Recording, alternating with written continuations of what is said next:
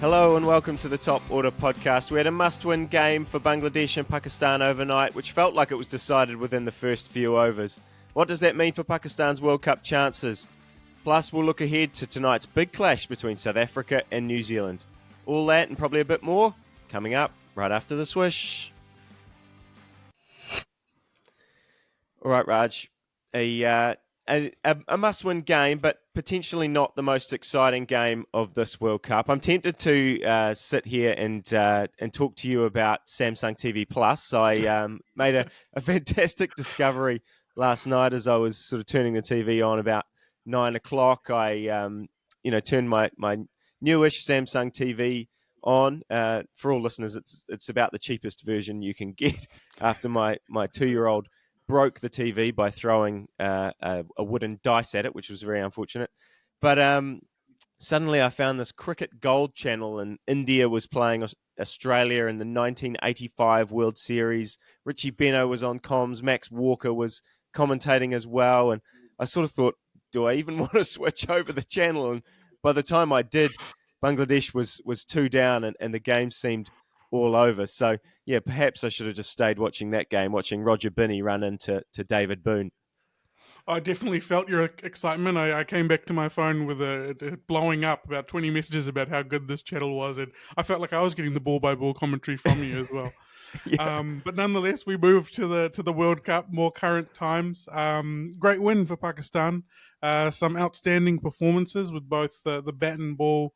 But I was left with the feeling that the result was more indicative of the struggles that Bangladesh are having rather than how well Pakistan played in that game. Yeah, I think so. I mean, yeah, I said, it was all over within the first few overs. And I mean, it really did feel like that. Shaheen Shah Afridi picks up wicket in the first over, goes again in the second over. Great little catch from Osama Mir. The drop of David Warner the other day looks a bit weird now when he's taking catches like that. But, they start to, hit a couple of boundaries off Harris Rauf, and you think, okay, maybe they can get going here, but lose another wicket and suddenly 3 down, and it was, I guess they did build a partnership, but it almost, it does feel like the way Bangladesh has been playing, it just felt like it was over. And I mean, even though you must have been pleased with Bangladesh's batting order, they did make a few changes, shifted those guys up the order a little bit. Yes, I think Baldy must have sent the podcast through to the Bangladeshi team management. I like the look of that 3-6 with Shanto, Rahim, Mamadullah, and Shakib. Sort of in that 3-6 spot, they look much better. But yeah, as you said, Bangladesh batting first, being reduced to 3 for 23. With one of those wickets being Mushfiqur Rahim, it was close to being over. I think Shakib and Mamadullah batted really well. Lytton Das was in there as well. Sorry, Lytton Das and Mamadullah batted well to recover there, and Shakib coming in as well, scoring some runs. A little bit, I felt like a lot of both of those partnerships were a bit circumspect, a bit slower. They didn't really have the chance to, as I say, explode towards that sort of 50 over mark with the bat. But look, I go back to that feeling that I think Bangladesh are just in a world of hurt at the moment from a confidence perspective. I think they have the skills to take on any team when they're playing well, but at the moment they're just not playing well. Anything else stand out to you in that the Pakistani bowling innings? I think Shaheen Shah Afridi is interesting. I really have thought throughout this tournament that he wasn't having, a big impact on this tournament. And that's probably fair. I mean, Pakistan have gone 4 losses in a row before this game. They'd stuttered a bit, and he'd been someone that, we sort of expect to take those wickets at the top. He's, notorious for getting a wicket in that first over. And then you look at this, you look at how he's actually gone statistically, and you would suggest, he's now leading wicket taker in the tournament, tied with Adam Zampa, and you think, okay, maybe I'm being a bit harsh here. He came in. I mean, as you say, Bangladesh did put a partnership together. They were, near enough to 100 off 20 overs, and for 3, and suddenly you think, okay, maybe they can put a bit of a score here. The softest of soft dismissals from Lytton Das. happens, and then Shaheen Shah Afridi comes back and bowls an absolute corker to get the fourth wicket, and yeah, just a procession from there. Yeah, I think Pakistan will be very happy as how they responded, sort of after the 30 over mark there. Muhammad Wasim as well was very good at the death. He executed his Yorker really well. Hard to score off, and he knocked the stumps over 3 times. That's what you want from your death bowlers. Just a note on Shaheen Shah Afridi, also the fastest man to 100 wickets in ODIs. It's an incredible list, and he has topped it. So well done to him from the Top Order podcast. Yeah, absolutely. I mean, we've had a lot of love for him. I think there's a lot of love for him all around the world in what he does. He's can't really say enough for how good he is.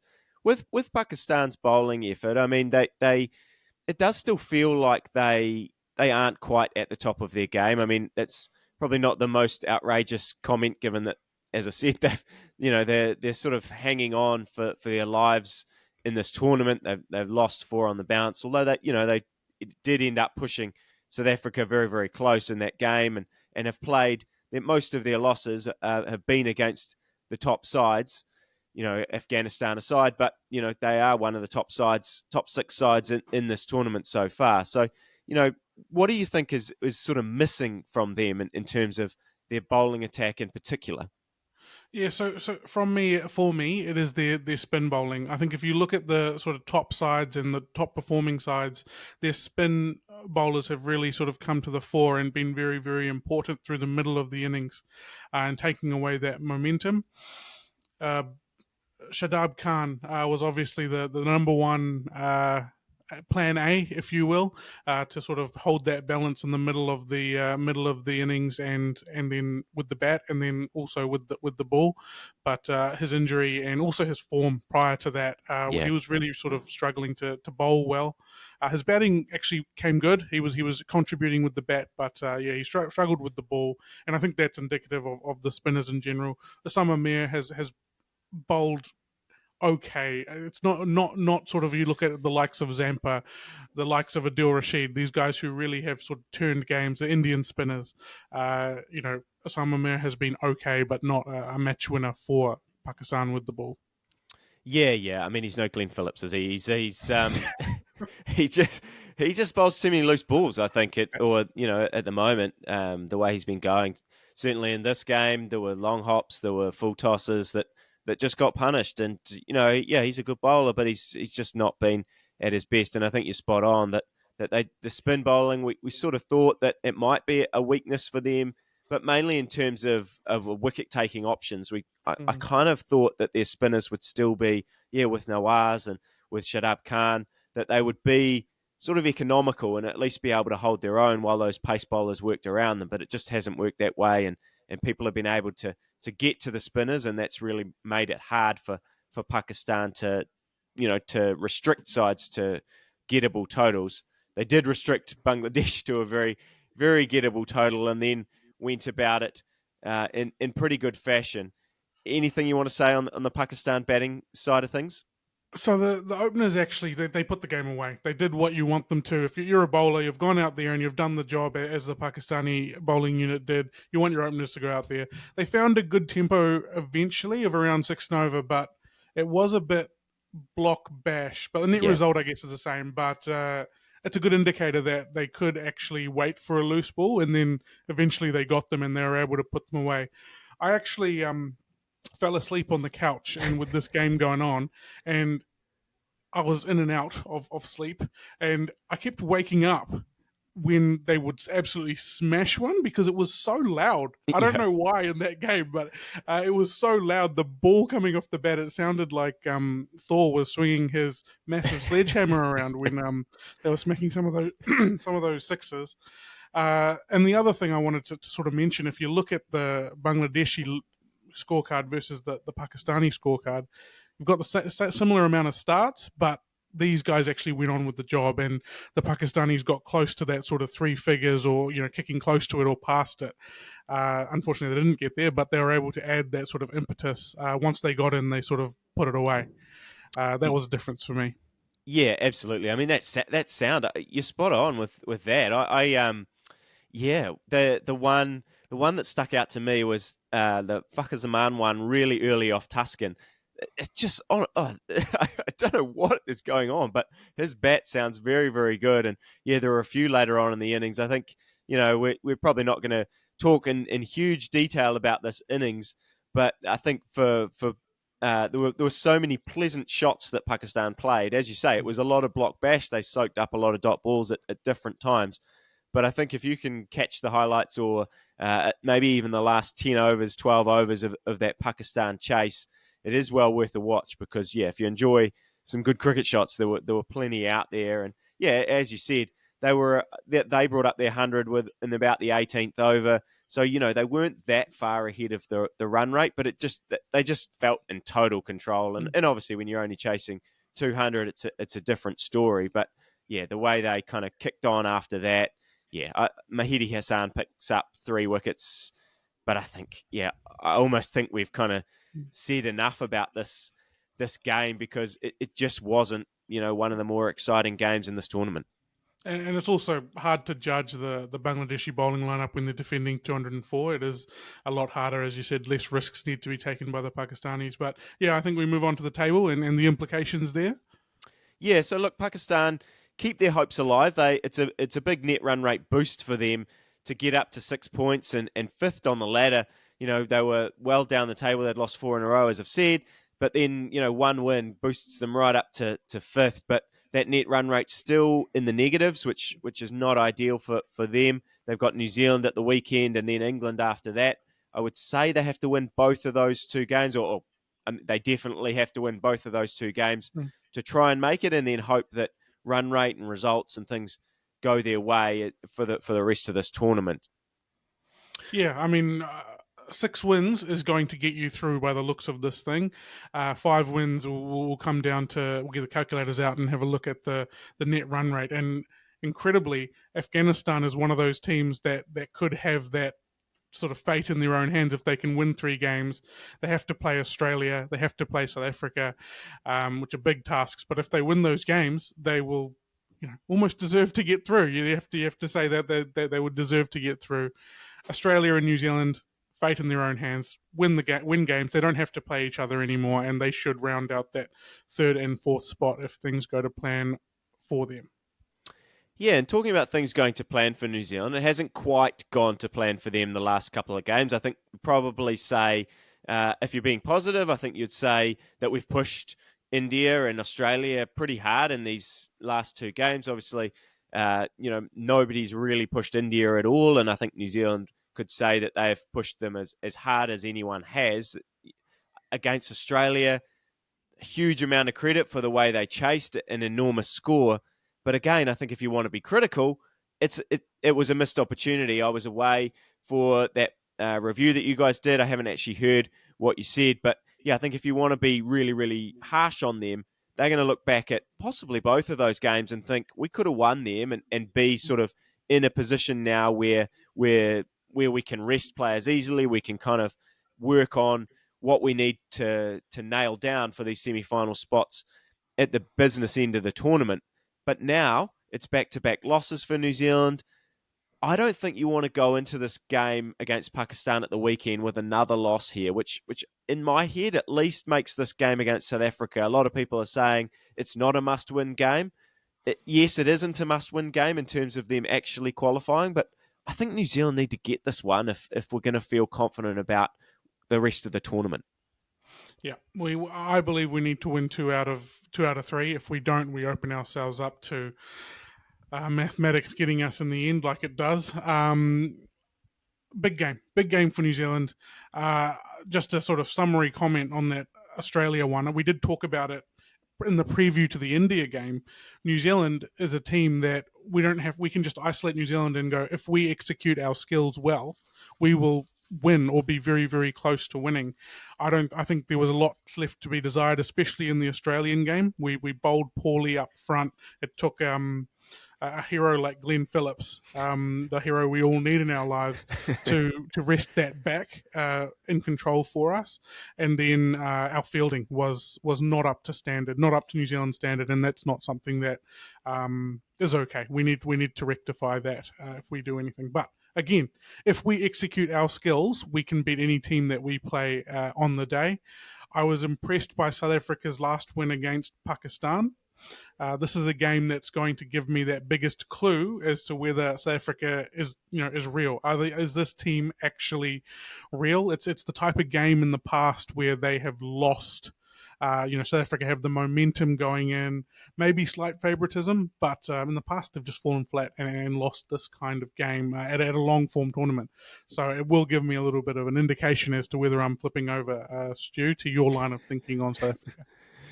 Yeah, it's taking you a while. Everyone else is on board for sure in terms of South Africa being a good side. But yeah, as you say, they've looked really good batting first and then batting second and chasing, being put under a bit of pressure. It does seem like those wobbles are still there if you can sort of find the right ingredients to put them under that pressure. And yeah, it'll be an interesting game, I think, for New Zealand as well, because as I said, I really do feel like they have to win.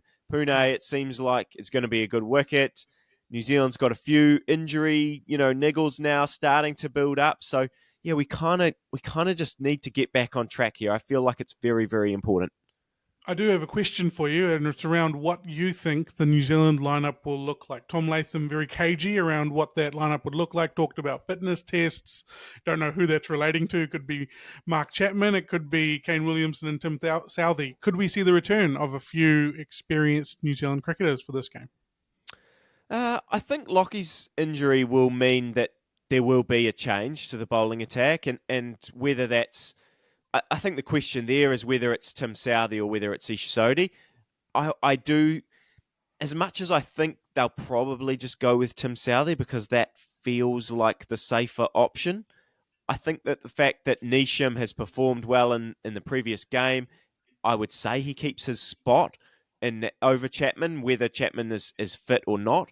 And that probably means that it gives you more of an option to play Ish because you've got Nisham who can at least bowl some medium pace overs. And yeah, I think it'll depend a little bit on the pitch and whether they think what they think is in the pitch. I think and what they want to do. If they want to put South Africa, if they want to make South Africa bat second, if that's part of their plan, then maybe going in with an all out spin attack is the way to go and really just go, okay, well, what we want to do is bat first, put up a good score, and really try and put the squeeze on South Africa later with Ish, with Mitch Santner, with Rachin, with Glenn Phillips, with all of the options they've been able to have spin-wise throughout this tournament.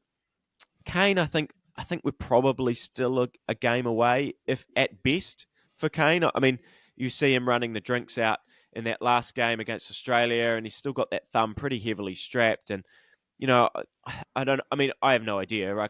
I didn't think he'd make this tournament, and he made the tournament. So my predictions on his health have been pretty shoddy to say the least. But I think if I was them and there were any question marks, as much as I want to get this win, the one against Pakistan is probably more important because South Africa beat us. They're probably in anyway, right?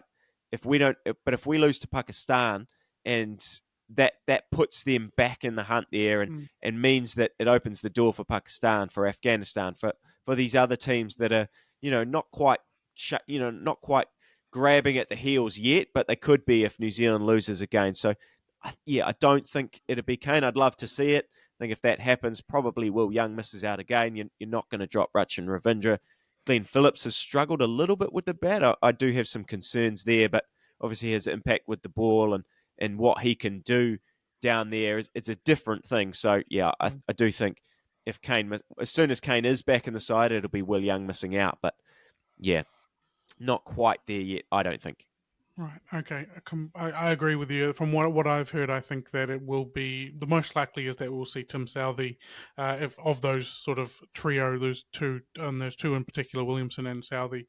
South Africa team news. It looks like Rabada will be back into the side, and then a decision needs to be made around or between Coetzee and Shamsi for who takes that final spot. I've actually really enjoyed watching Gerald Coetzee. I haven't really watched him before. He's taking wickets at crucial times, and he has a little bit of theatrics about him. Yeah. There's a little bit of he's theatrical, which makes you want to tune in when he's bowling. It's the old adage of, you turn the TV on to watch Rabada and Janssen, and you end up staying for Kutsia. He really lights it up, doesn't he? Oh yeah, no, he's fun, and Shamsi's fun as well. Actually, with his celebrations, I hope we don't see too many of them from either of those bowlers. Again, I think that probably with Rabada coming back, likely to come back, New Zealand has been very good in terms of trying to pick bowlers to target, and probably Kutsia, Shamsi, whoever plays out of that will be one of the bowlers that they look at to try and get it stuck into. Again, it's probably going to come down to what the pitch conditions are. But yeah, it's nice for South Africa to, I think, feel like they have some options and have some legitimate options in terms of the way they balance their side in terms of their bowling attack. So yeah, look, I've been very impressed with what they've done so far in this tournament. I think they're going to be a tough ask. New Zealand has some great memories against South Africa. I don't know that any of that kind of comes into the thinking in terms of, you look at all the players that played in those games. There's not many left for New Zealand or for South Africa. But good memories for us as fans. And yeah, I hope we'll be making it another one tonight.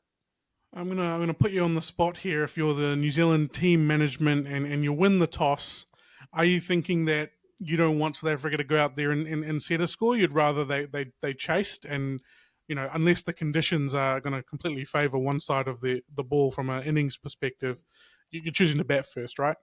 Absolutely, yeah, totally. I think I've said it a few times. I've been surprised at the number of teams that have actually bowled first in this tournament. I know teams seem to like to chase, and that's been the way that teams have tried to set up. But I think New Zealand does a good job of setting a target in terms of their batting and their bowling attack. I think suits a side chasing against us. I think New Zealand, when they're at their best, are very good at building pressure and rotating their bowlers around, picking up wickets when they need to, and making a chase really difficult.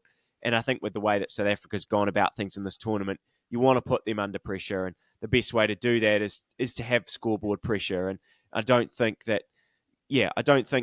unless conditions are really, really favourable to bowling up front, which doesn't seem like they will be from all reports, I expect it to be a pretty good wicket that doesn't really give any of the bowlers anything to go with. So yeah, I'd be expecting that both sides will be looking to bat first if they win the toss.